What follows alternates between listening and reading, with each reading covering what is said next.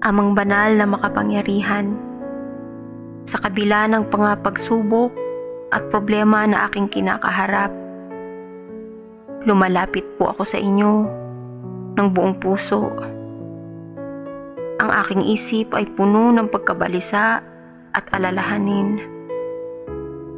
Naway paginhawain niyo ang aking kalooban at alisin ang aking mga takot. Bigyan niyo po ako ng kapayapaan na nagmumula sa inyo, ang kapayapaan na lampas sa anumang pangunawa. Naway ipaubaya ko sa inyo ang lahat ng aking mga alalahanin at magtiwala sa inyong plano para sa akin. Palakasin po ninyo ang aking loob at ipagkaloob niyo sa akin ang tapang na harapin ang bawat hamon ng buhay. Naway magabayan niyo ako sa bawat hakbang na aking gagawin at bigyan ng kaliwanagan ang aking isipan. Ipagkaloob po niyo sa akin ang kalakasan upang manatiling matatag at ang pananampalataya, upang patuloy na maniwala na hindi niyo ako pababayaan.